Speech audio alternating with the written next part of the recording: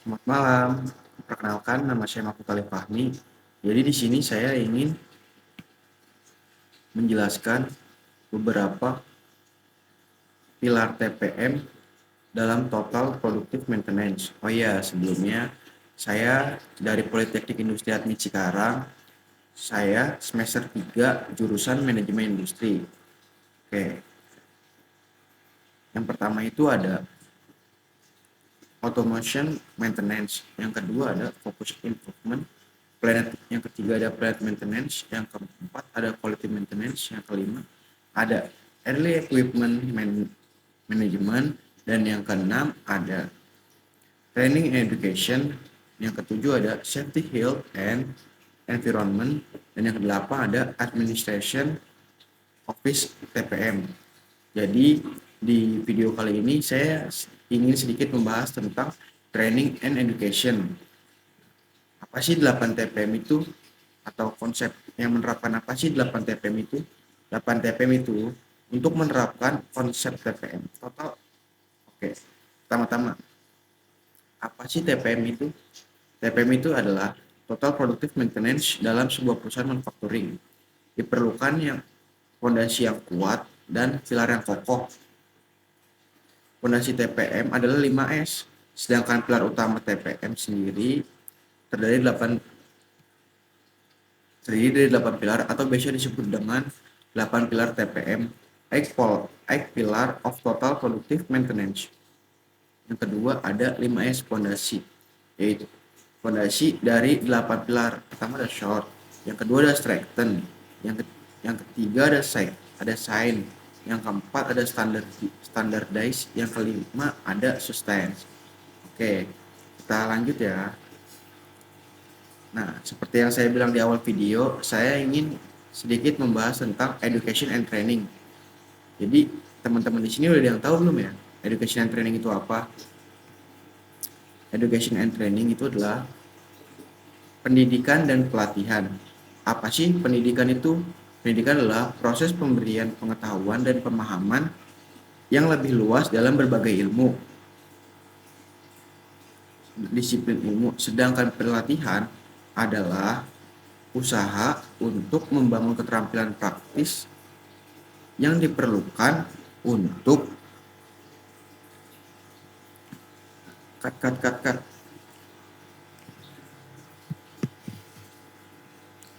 Oke, jadi di sini akan membahas education and training. Teman-teman udah ada yang tahu belum sih education and training itu apa? Sebelumnya aku kasih penjelasan sedikit ya. Education itu adalah pendidikan, training itu adalah pelatihan. Jadi pendidikan dan pelatihan. Apa sih pendidikan itu? Pendidikan itu adalah proses pemberian pengetahuan dan pemahaman yang lebih luas dalam berbagai disiplin ilmu. Jadi education itu gimana cara kita berproses dalam penambahan ilmu yang ada di sekitar lingkungan kita, tidak hanya di sekolah ataupun di tempat-tempat yang lainnya. Kita itu bisa belajar dari banyak saja. Contohnya ketika kita sedang bermain, pasti ada satu atau dua hal yang dapat kita pelajari. Contohnya apa sih? Contohnya yaitu yang ada di kehidupan sekitar kita. Bagaimana caranya kita belajar agar hari ini itu dari hari kemarin, dan bagaimana caranya hari esok harus lebih baik dari hari ini. Nah, kemudian adanya training. Training itu apa sih? Training itu adalah usaha untuk membangun keterampilan praktis yang diperlukan untuk melaksanakan tugas tertentu, baik di tempat kerja maupun di situasi tertentu. Nah, contohnya apa dalam training? Kita mudah saja. Seseorang karyawan yang tidak bisa memprogram ataupun menggunakan coding dalam bahasa ini. Jadi ketika karyawan tersebut mendapatkan job untuk coding, maka karyawan tersebut bisa mengajukan untuk meminta untuk pelatihan. Contohnya pelatihan apa? Pelatihan untuk bagaimana caranya karyawan tersebut dapat menguasai pemrograman seperti yang dibutuhkan di perusahaan. Nah, itu merupakan contoh dari education and training. Education and training ini bekerja sama untuk meningkatkan kemampuan dan pengetahuan individu dalam berbagai konteks kehidupan. Oke, next. Gambar ini kita dapat melihat bagaimana adanya pelatihan tambahan dan pendidikan. Nah, fungsinya apa sih dari pelatihan dan pendidikan ini? Fungsi yang pertama yaitu ada peningkatan pengetahuan dan keterampilan. Pendidikan adalah proses sistematis yang dirancang untuk meningkatkan pengetahuan, keterampilan, dan pemahaman individu. Ini merupakan cara utama di mana pengetahuan dan budaya manusia disampaikan dari satu generasi ke generasi berikutnya. Contohnya itu apa sih? Pendidikan akademik contohnya. Mengapa saya bilang pendidikan akademik? Karena orang siswa menghadiri sekolah dan perguruan tinggi untuk mendapatkan pengetahuan akademik yang meliputi mata pelajaran seperti matematika, ilmu pengetahuan, bahasa, dan sejarah. Itu merupakan contoh dari peningkatan pengetahuan dan keterampilan. Nah, untuk itu yang nomor 2 ada pemberdayaan individu. Apa sih pemberdayaan individu itu? Pemberdayaan individu, pendidikan memberikan individu pengetahuan dan keterampilan yang mereka butuhkan untuk mengambil keputusan yang lebih baik dalam hidup mereka. Pemberdayaan individu itu memiliki contoh seperti inovasi dan kemajuan teknologi. Banyaknya inovasi dan teknologi yang telah mempengaruhi kehidupan sehari-hari kita berasal dari pengetahuan yang diperoleh melalui pendidikan. Contohnya, penemuan dalam bidang sains, teknologi seperti internet, dan komputer. Kemudian ada yang sering biasa kita pakai, yaitu ada telepon seluler. Kemudian, itu tadi kita membahas tentang education. Kalau sekarang, saya ingin membahas tentang skill dan training. Yang ada di dalam skill training sini atau bisa disebut pelatihan kerja. Nah, yang pertama itu adalah peningkatan keterampilan kerja. Pelatihan adalah bentuk pendidikan yang lebih spesifik yang bertujuan untuk meningkatkan keterampilan dan kompetensi seseorang dalam melakukan pekerjaan atau tugas tertentu. Kenapa sih kita tertuju pada hal yang berkompetensi atau kompetensi? Karena nilai seseorang dianggap bisa melakukan pekerjaannya itu atau tidak bisa melakukan pekerjaan itu, kita bisa dapat melihatnya ketika seseorang melakukan kompetensi. Contohnya seperti melakukan produksi atau melakukan kegiatan yang dapat menghasilkan barang. Kita dapat melihat barangnya itu dapat digunakan ataukah barangnya NG atau yang lainnya. Itu mungkin contoh singkat dari saya. Kemudian adanya 2, adaptasi terhadap perubahan. Di dunia ini yang terus berubah dengan teknologi dan tren yang berkembang pesat, pelatihan juga membantu individu dan organisasi untuk beradaptasi dengan perubahan. Ini memungkinkan mereka untuk tetap relevan dan bersaing di pasar kerja. Contohnya apa sih? Pelatihan keterampilan kerja. Seorang mekanik otomotif mengikuti kursus pelatihan untuk memahami teknologi terbaru dalam industri otomotif. Hal ini membantu mekanik untuk melakukan perbaikan yang lebih kompleks pada kendaraan. Nah, kemudian juga meningkatkan soft skill dari keterampilan kerja. Kenapa sih kita harus menjadi kepemimpinan tim? Sebagai manajer itu membentuk atau mengelola tim.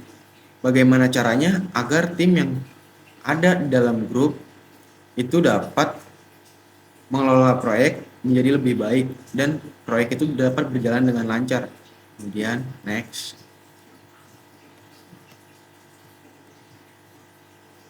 Di sini ada pelatihan karyawan adalah komponen penting dalam pengembangan sumber daya manusia dan kesuksesan suatu organisasi. Berbagai metode pelatihan telah dikembangkan dan digunakan untuk memastikan karyawan memiliki keterampilan dan pengetahuan yang diperlukan untuk mencapai tujuan perusahaan.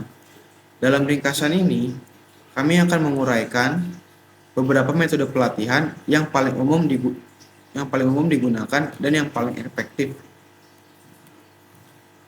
Satu, hasil pembahasan, yaitu adalah pembahasan keterampilan teknis dan pembahasan bisnis.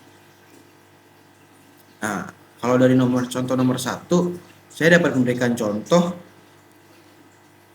Jadi dalam training itu kita bisa benar-benar mengerti dalam soft skill kita. Soft skill kita dalam apa? Contohnya dalam bisnis. Kita bisa lebih paham apa yang harus dilakukan dalam melakukan bisnis dan bagaimana caranya kita mengelola bisnis kita agar bisa maju dan agar bisnis kita itu bisa mendapatkan profit yang lebih unggul tanpa harus menggunakan cost yang lebih tinggi. Jadi inti dari keterampilan teknis pemahaman bisnis ini adalah kita bisa mengelola bisnis kita untuk mendapatkan profit. Ya, kedua ada peningkatan kemampuan komunikasi dan kerja tim. Jadi dari seperti orang yang tidak memiliki public speaking, orang yang malu, orang yang kosakatanya masih kurang lancar atau kosakatanya masih belum lancar. Dalam pelatihan ini dikembangkan kemampuan komunikasi kerja tim. Untuk apa sih? Untuk menghindari kecelakaan. Kecelakaan itu apa? Bukan kecelakaan yang ada di dalam lalu lintas ya. Contohnya kecelakaan di dalam mengelola proyek. Jadi ketika kita tidak dapat berkomunikasi dengan baik, maka proyek yang kita jalankan juga tidak akan baik. Contohnya kita akan mengalami kegagalan dalam proyek akan gagal dan akan mengakibatkan kerugian. Jadi siapa yang akan menerima kerugian itu? Nah, yang menerima kerugian itu adalah perusahaan. Apakah kerugian tersebut akan merugikan kita? Jelas kerugian itu akan merugikan kita karena kita sudah merugikan perusahaan. Dan apa kita masih akan bisa bekerja? Mungkin itu kebijakan dari perusahaan. Bisa dipecat karena gagal menjalankan proyek dan mengalami kerugian atau dapat opsi yang lainnya. Nah, yang ketiga itu ada pendekatan individual dan dukungan. Jadi di pendekatan individual dan dukungan ini, jadi dalam individu kita tuh bisa memberikan dukungan terhadap rekan kerja tim, kelompok, regu, dan rekan kerja proyek. Fungsinya apa sih? Fungsinya itu untuk kita menjadi lebih semangat lagi dalam bekerja, dalam menyusun proyek ini, dalam menyelesaikan proyek-proyek yang sudah kita buat. Nah, yang keempat ada fleksibilitas dan pengembangan kemampuan analitis. Dapat menganalisis data dari berbagai macam ribuan data, itu dapat dianalisis menjadi beberapa data saja, data-data yang penting dan data-data yang dibutuhkan. Dan yang kelima adalah penekanan pada inovasi dan kreativitas. Nah, kreativitas itu apa sih? Itu adalah ide kan. Ide bagaimana kita mempunyai imajinasi dalam suatu hal. Contohnya dalam suatu proyek. Bagaimana proyek kita agar terlihat wah atau proyek kita itu dapat terlihat sangat menakjubkan. Itu bisa berdasarkan pada ide-ide kreativitas yang muncul dalam menggunakan metode pelatihan atau pengalaman-pengalaman yang ada dalam metode pelatihan. Yang keenam ada pemantauan dan pengukuran keberhasilan. Untuk yang nomor 6 ini mungkin dari adanya pelatihan dan pendidikan dan pelatihan. Hasil apa sih yang saya dapat dari hasil itu? Apakah saya sudah berhasil atau saya masih harus belajar lagi? Jika memang hasilnya sudah berhasil, maka akan mencapaikan kepuasan bagi orang yang melakukan pendidikan dan pelatihan. Bagi orang yang masih belum berhasil dalam ukurannya, maka harus lebih semangat lagi dalam menimba ilmu-ilmu yang ada di luar sana agar dapat berhasil. Mungkin itu saja yang bisa saya sampaikan. Kurang lebihnya mohon maaf. Untuk pembahasan yang selanjutnya bisa dilanjutkan oleh teman satu kloter saya. Terima kasih. Saya akan menjelaskan tentang artikel peran pendidikan dan pelatihan dalam meningkatkan kinerja pegawai. Metodenya: 1. Pelatihan di tempat kerja merupakan pelatihan kepada pegawai untuk mempelajari suatu pekerjaan sambil mengerjakannya. Nomor 2. Pelatihan instruksi jabatan merupakan pendaftaran masing-masing tugas dasar jabatan bersama dengan titik-titik kunci untuk memberikan pelatihan langkah demi langkah kepada pegawai. Yang ketiga, pembelajaran. Pelatihan dengan cara cepat dan sederhana menyajikan pengetahuan kepada para peserta pelatihan, seperti ketika penjual harus diajarkan ciri spesial dari sebuah produk baru. Yang keempat, pelatihan audio visual. Pelatihan pegawai dengan menggunakan teknik audio visual seperti film, televisi, audio tape, dan video tape. Cara ini dapat menjadi efektif dan digunakan secara meluas. Yang kelima, pembelajaran terprogram, suatu metode sistematik untuk mengajarkan keterampilan, mencakup penyajian pertanyaan atau fakta, memungkinkan pegawai untuk memberikan tanggapan dan memberikan peserta belajar umpan balik secara tentang pencermatan jawabannya. Yang keenam, pelatihan berdasarkan komputer merupakan pelatihan pegawai dengan menggunakan komputer. Pelatihan ini menggunakan sistem berdasarkan komputer secara interaktif, meningkatkan pengetahuan atau keterampilan peserta pelatihan. Hasil identifikasi kebutuhan diklat berbasis kesenjangan kerja unit. Kerja ini merupakan suatu proses untuk mengidentifikasi kesenjangan antara kinerja aktual dengan standar kinerja, dan identifikasi akan mempermasalahkan kesenjangan. Dari hasil identifikasi tersebut, maka dapat diambil keputusan jenis-jenis diklat yang dibutuhkan oleh unit kerja pengguna diklat. Jenis diklat yang diputuskan berdasarkan identifikasi tersebut akan menghasilkan jenis diklat yang bersifat untuk mengembangkan organisasi, jabatan, maupun individu. Keberadaan hasil analisis kebutuhan diklat ini akan dapat memudahkan penyelenggaraan atau pengelola diklat dalam menentukan program-program diklat yang dibutuhkan oleh unit-unit kerja pengguna diklat. Proses identifikasi kebutuhan diklat merupakan suatu proses yang mutlak dilaksanakan. Terima kasih.